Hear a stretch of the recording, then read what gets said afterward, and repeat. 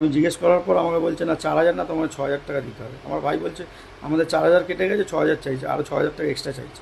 তাই বললাম কেন, 4,000 তো তোরা কেটে গেছিস। বলছে না আরও 6,000, 10,000 টাকা তোমাকে টাকা এক্ষুনি দিতে হবে।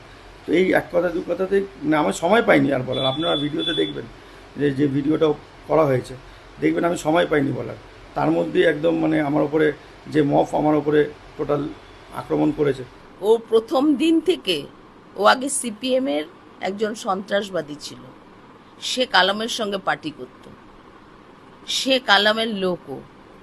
ও কোনোদিন কাউন্সিলরকে পাত্তা দিত না, কাউন্সিলরের সঙ্গে কোনোদিন কথা বলেনি, কাউন্সিলরকে কোনো কিছুতে কোনো প্রোগ্রামে কাউন্সিলরকে ও ডাকে না, জানি না।